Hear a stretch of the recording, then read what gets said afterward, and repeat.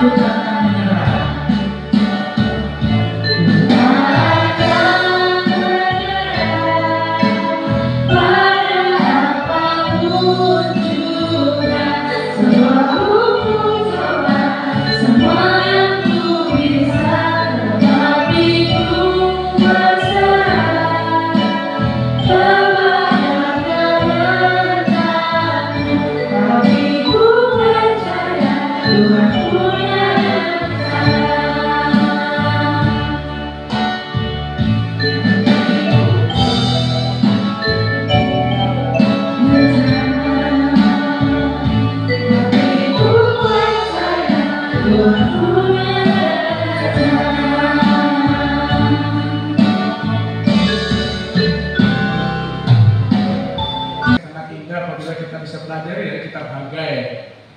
Yang saya dapatkan ketika saya mempelajari kitab ini di ayat yang ke-6, Hagai pasal 1 ayat yang ke-6.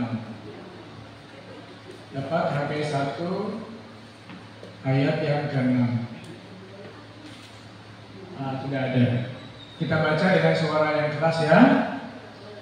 3, 2, 1. Kamu menabur banyak, tetapi membawa pulang hasil sedikit. Kamu makan, tetapi tidak sampai kenyang. Kamu minum, tetapi tidak sampai puas. Kamu berpakaian, tetapi badanmu tidak sampai panas. Dan orang yang bekerja untuk upah, ia bekerja untuk upah yang ditaruh dalam pundi-pundi yang berlobang. Terpujilah Tuhan.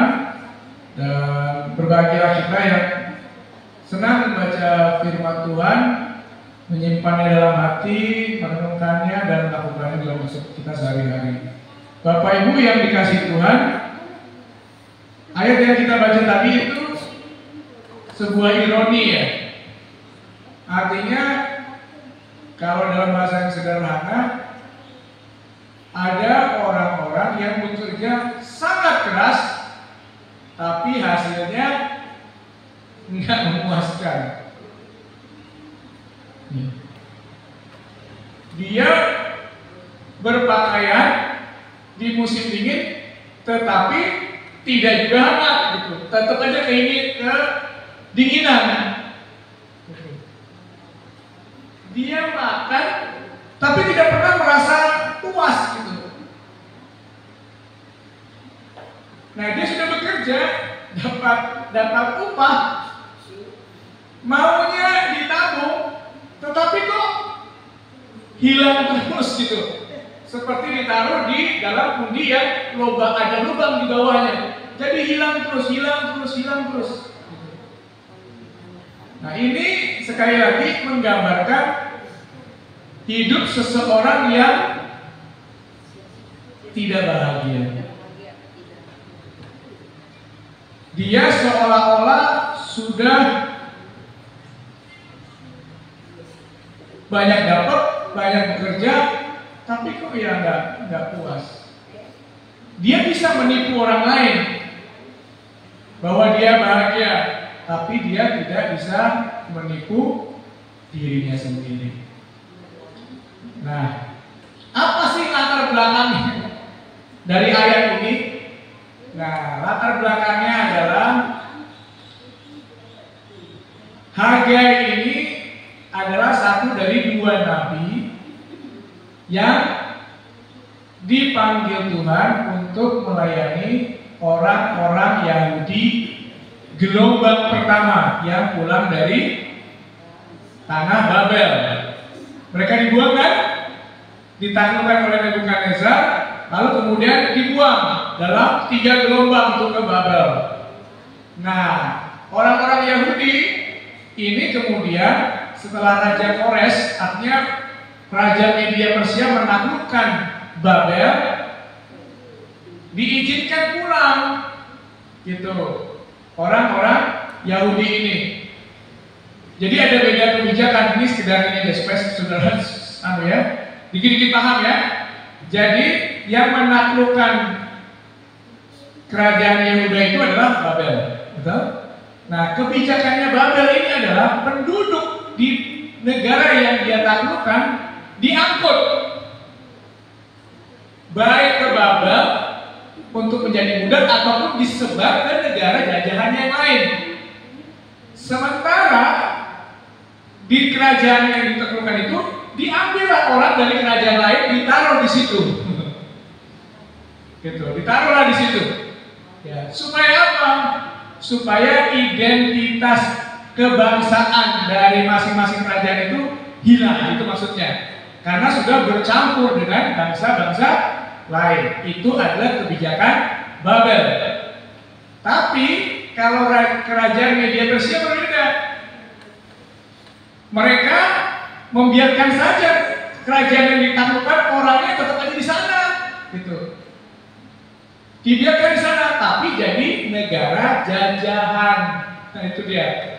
Maka orang Yahudi diizinkan pulang ke tanah perjanjian, ke Yerusalem. Nah, berapa ya? 339 kalau saya tidak salah sebelum Masehi. Nah, kemudian mereka mulailah membangun bait Allah, gitu. Yang mimpin mereka pulang itu ada dua. Satu adalah Imam Yosua bin Yozadak. Jadi dari keturunan imam sebelum Yehuda ditaklukkan Babel. Pemimpin yang kedua adalah Zerubabel bin Shealtiel. Ya, dia adalah garis keturunan Daud, anaknya Raja Yoyakim yang terakhir. Ya, yang kemudian dibuat ke Babel, tapi kemudian dikasihani oleh Raja Babel. Ya. Nah, si Zerubabel ini dijadikanlah bupati di Yehuda. Singkat cerita, mereka bangunlah bait Allah, gitu. Tapi hanya sebentar, karena mendapat ancaman dan tentangan dari orang-orang yang tinggal di Yerusalem. Mereka sudah bilang ya. Jadi orang-orang Yehuda ditarik, orang-orang Yerusalem dibuang, ditaruhlah di Yerusalem itu berbagai bangsa, gitu. Nah, mereka itu ingin ikut serta dan mengancam sehingga pembangunan terhenti. Nah, ayat yang rupanya ketika mereka sudah membangun ini, lalu kemudian mereka merasa, udahlah, kita udah nggak jadi, ya udah kita bangun aja hidup kita masing-masing, gitu. Jadi pembangunan bait Allah itu terhenti dan mereka merasa tidak ada yang salah dengan itu. Jadi mereka hidup yang mencari hidup untuk dirinya sendiri. Nah, coba kita lihat di ayat yang ketiga, Hagai 1 tadi, Bang Jagar. Itu kan ayat yang keberapa? Ayat yang ketiganya, Bang Jagar. Masih di pasal yang sama. Hagai 1 sampai ayat 3.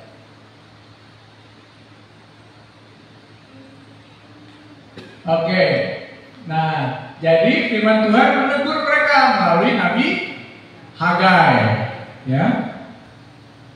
Lalu apa bunyinya tegurannya ayat yang keempat?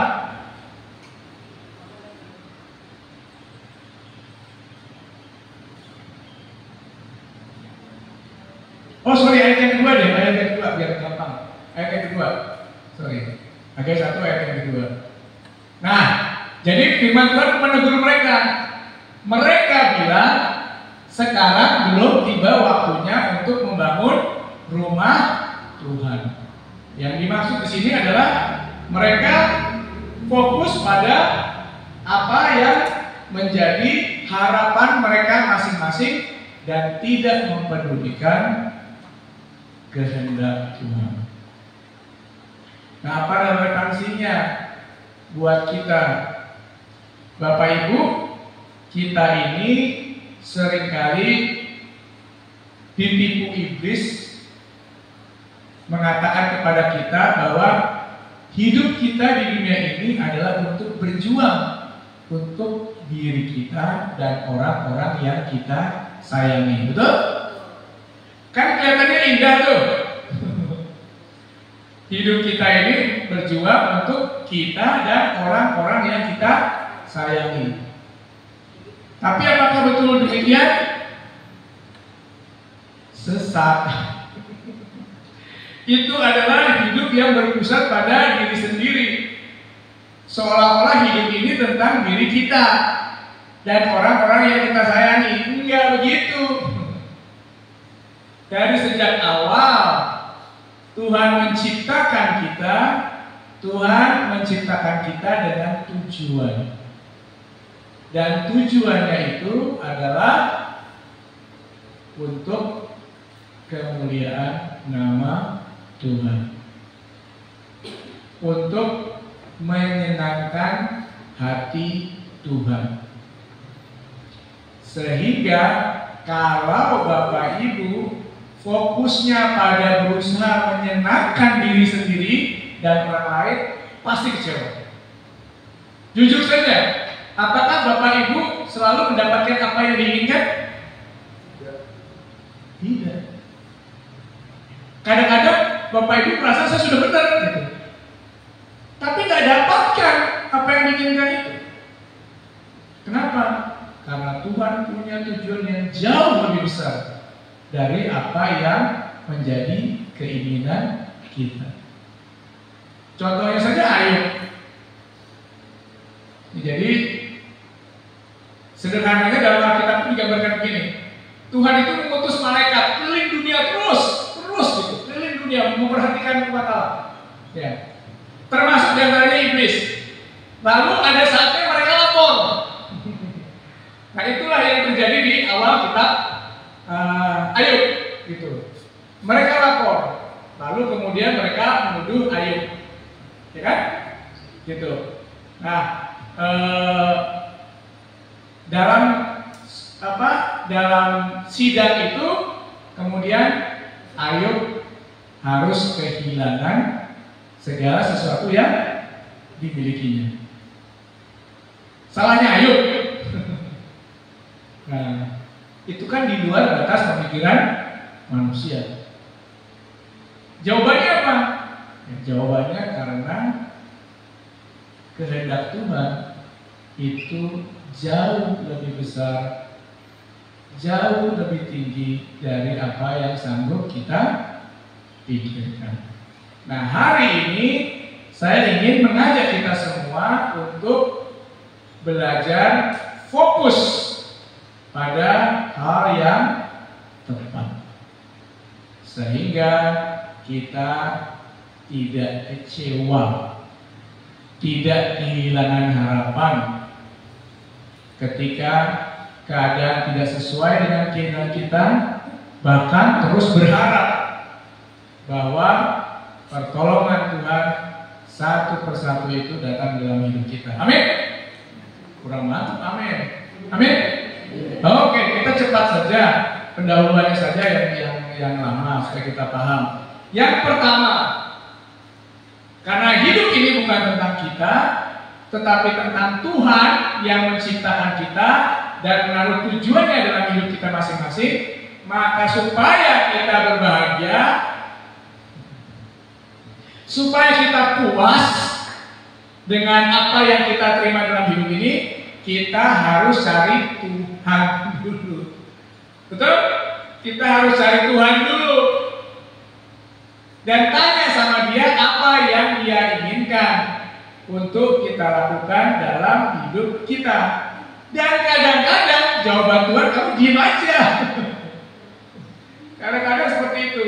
Jadi sebelum kita berusaha apapun juga, cari dulu Tuhan. Matius 6 ayat 33. Mungkin sebagian besar sudah hafal ya. Apa? Ya. Depannya pasti hafal lah. Ya, dapat ya? 3, 2, 1. Tetapi carilah dahulu kerajaan Allah dan kebenarannya, maka semuanya itu akan ditambahkan kepadamu.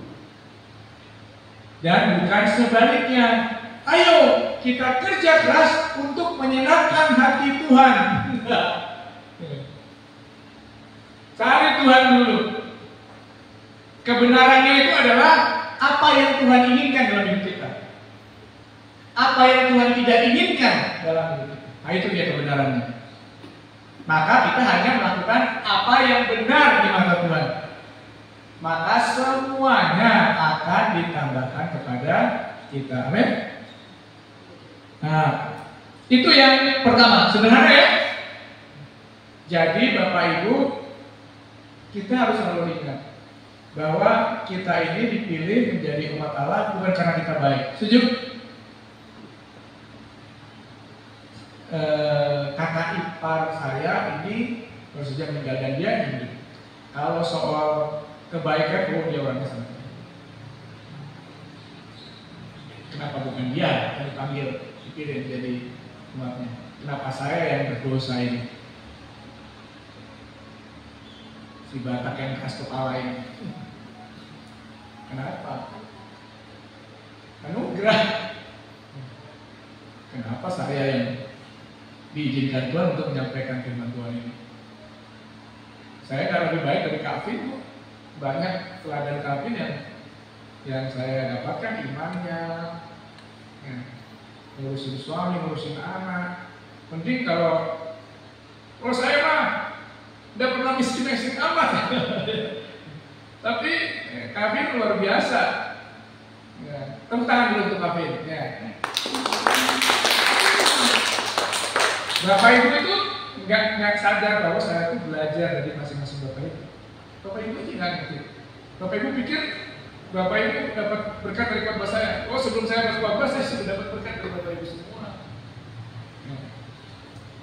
Cuman saya nggak sempat ngomongnya aja.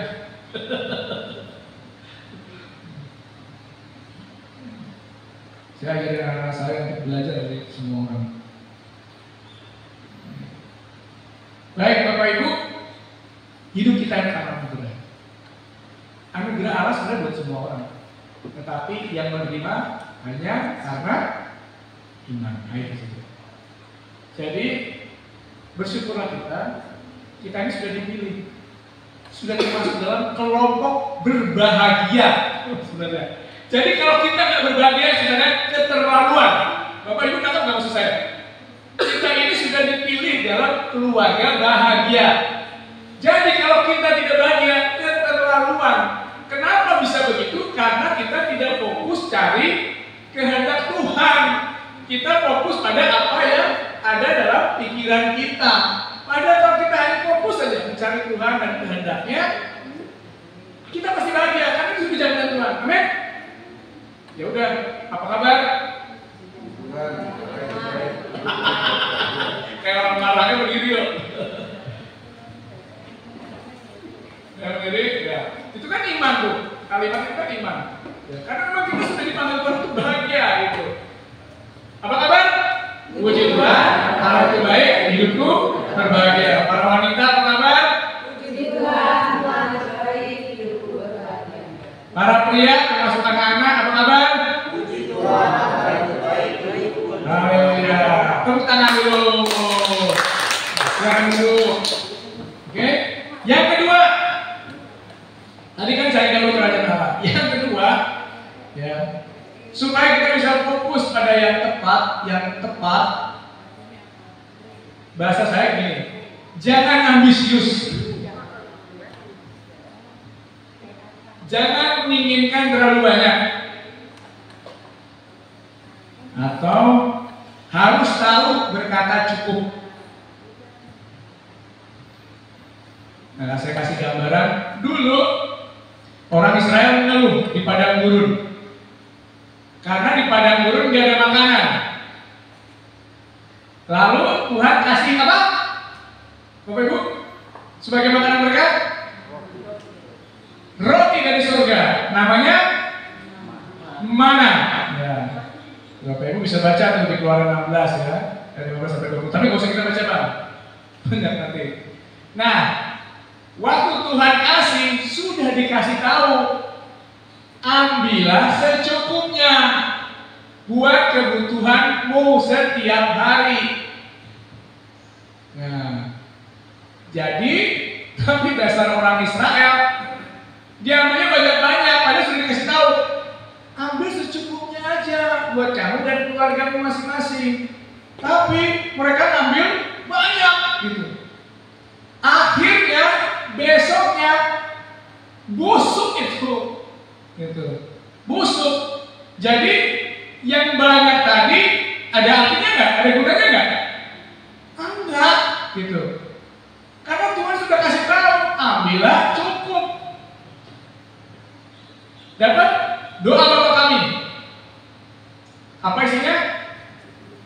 Berilah kami pada hari ini makanan yang berkelimpahan, betul? Apa? Secukupnya. Gitu. Jadi masing-masing kita itu diberkati Tuhan secukupnya, Bapak Ibu, sesuai kebutuhan kita masing-masing. Jadi kalau Bapak Ibu ingin lebih daripada apa yang Tuhan sediakan, ya pasti Bapak Ibu akan kecewa.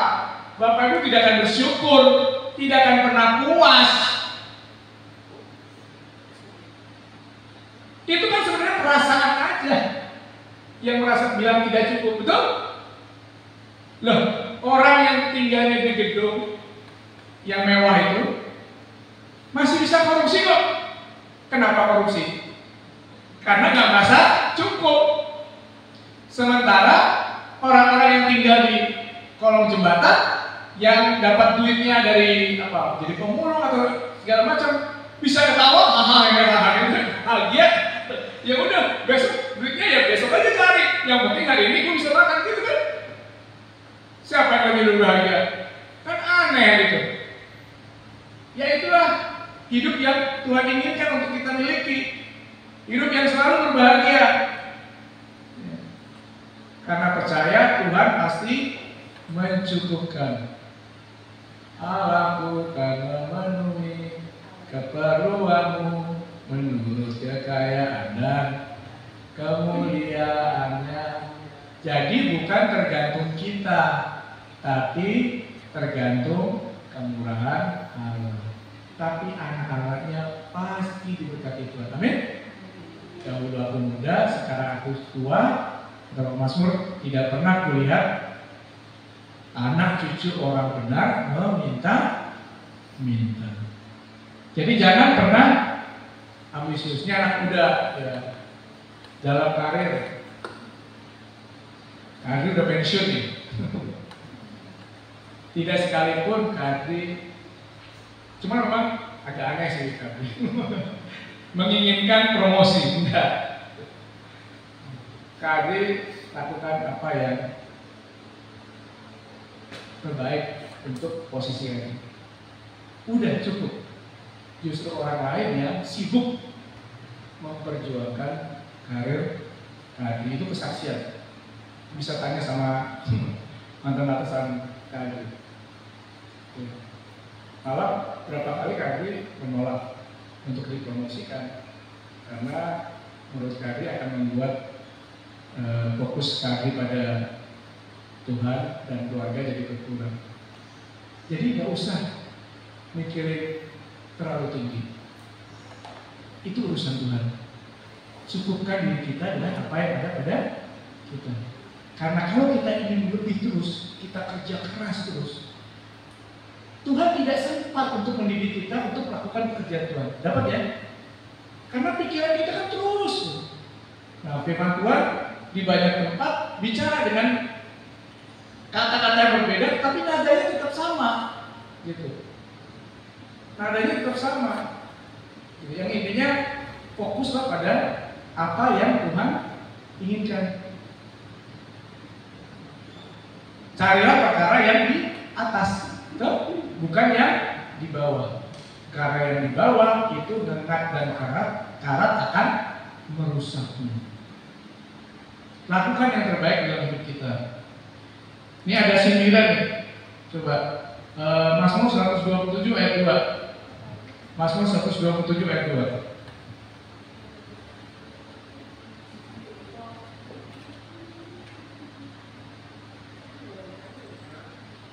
Oke, kita baca sama-sama ya dengan suara keras. 3, 2, 1. Sia-sialah kamu bangun pagi-pagi dan duduk-duduk sampai jauh malam, dan makan roti yang diperoleh dengan susah payah. Sebab ia memberikannya kepada yang dicintainya kapan? Pada waktu tidur. Jadi bukan karena kerja keras kita itu rezeki datang. Tapi jangan bilang ya udah kalau itu gak usah kerja. Gitu. Karena firman Tuhan bilang apapun yang kau lakukan, lakukanlah seperti untuk Tuhan. Artinya lakukan yang terbaik. Ya. Ini anak muda, kan banyak orang bilang jangan kerja keras, kerja cerdas. Tapi kadang-kadang itu jadi dimanfaatkan oleh pemalas. Yang intinya kerja gak usah banyak, yang penting hasilnya banyak. Nggak bisa. Kita tetap kerja keras, tetapi sesuai porsinya. Tahu kapan waktu bekerja, kapan waktu beribadah, kapan waktu untuk melayani Tuhan, kapan untuk membantu sesama. Kita tahu. Gitu. Makanya kuncinya pertama kali cari dulu keadaan Allah dan kebenarannya, dan kedua tahu berkata cukup dan bersyukur apapun yang Tuhan berikan kepada kita. Meskipun kadang-kadang situasinya gelap, tapi pasti Tuhan akan tolong. Yang ketiga, jangan andalkan kekuatan manusia, baik diri kita sendiri maupun orang lain. Mazmur 33 ayat 16. Mazmur 33 ayat 16.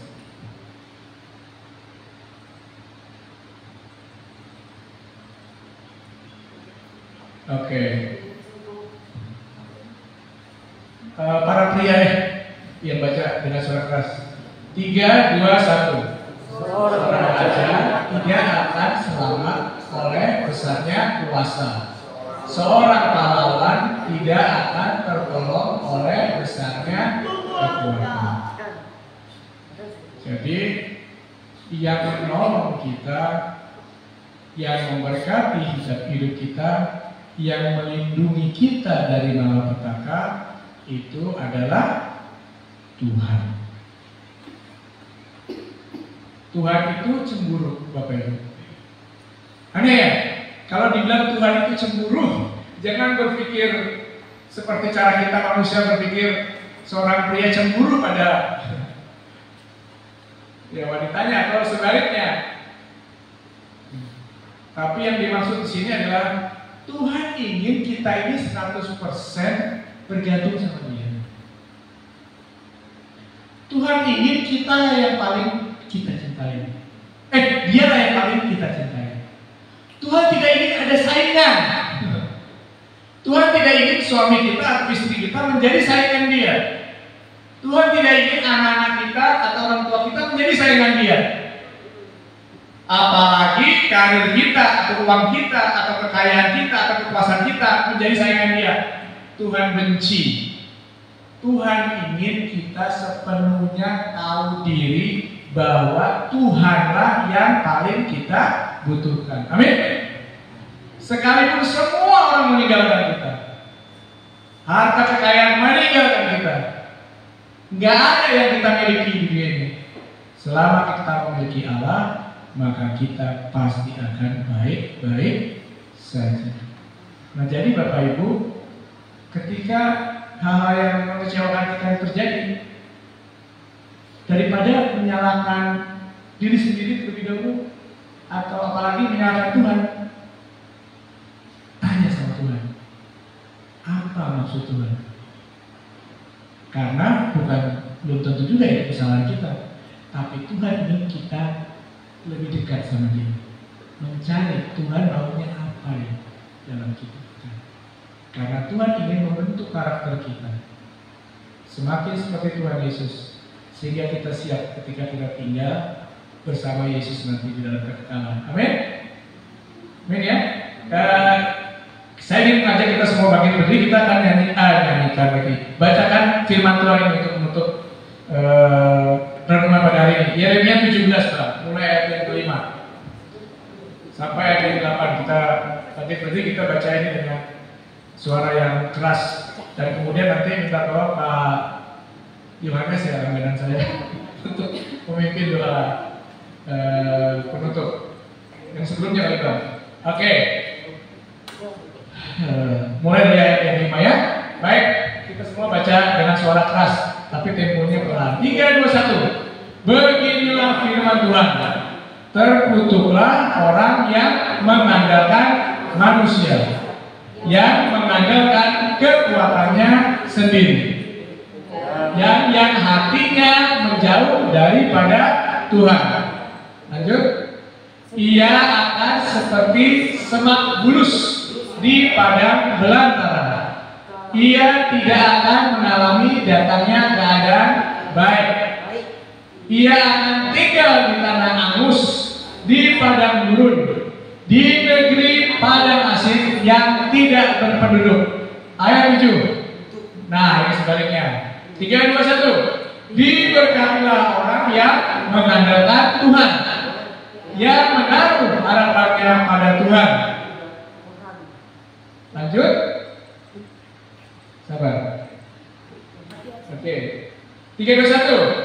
Ia akan seperti pohon yang ditanam di tepi air, yang merapatkan akar-akarnya ke tepi batang air, dan yang tidak mengalami datangnya panas terik, yang daunnya tetap hijau, yang tidak mati dalam tahun kering, dan yang tidak berhenti menghasilkan buah. Amin untuk kita semua. Silakan Pak Yohanes.